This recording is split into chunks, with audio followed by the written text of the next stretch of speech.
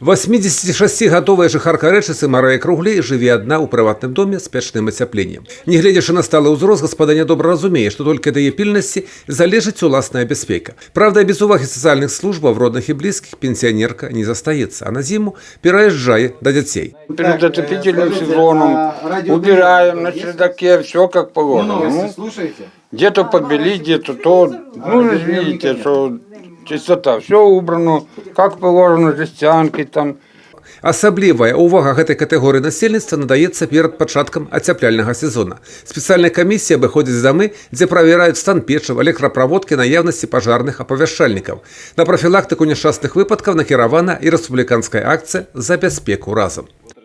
Территориальный центр решает вопросы по помощи населению, оказанию помощи населению в рамках ремонта печей, электропроводок, если это их категория граждан.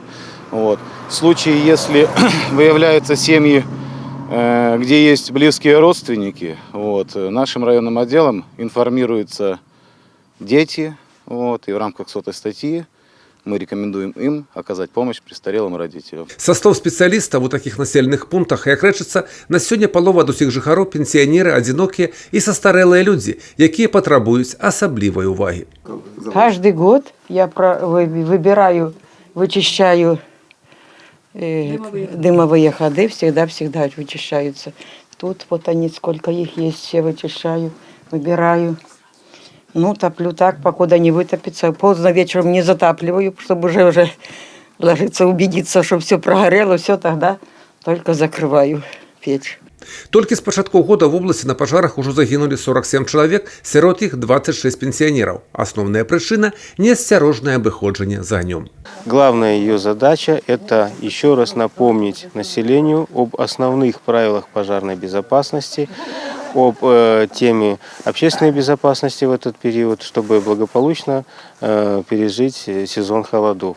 В частности, на территории населенных пунктов работают и смотровые комиссии, которые каждый по своему направлению смотрят за социально уязвимой категорией граждан, в каком состоянии находится их домовладение, нужна ли какая-то помощь. Састарэлыя, адзінокія людзі і шматдзетныя сем'і заўсёды ў сферы асаблівай увагі супрацоўнікаў мясцовай выканаўчай улады, пачынаючы ад райвыканкама і да сельскага савета. Практыкуецца і такая форма профилактычнай работы з насельніцтвам, як сельскі сход. Основное внимание уделяется посещению жилых помещений, в которых проживают несовершеннолетние дети, в том числе находящиеся в социально опасном положении, пожилые граждане, инвалиды и в том числе лица, злоупотребляющие алкогольными напитками. В рамках данной акции этих встреч и этих посещений, встреч с трудовыми коллективами, встреч с гражданами по месту жительства проводится профилактическо-разъяснительная работа. Акцыя «За бяспеку разам» будзе праведзена ва ўсіх раёнах вобласці. Юрый Печур, Александр Севицкий, телерадиокомпания «Брест».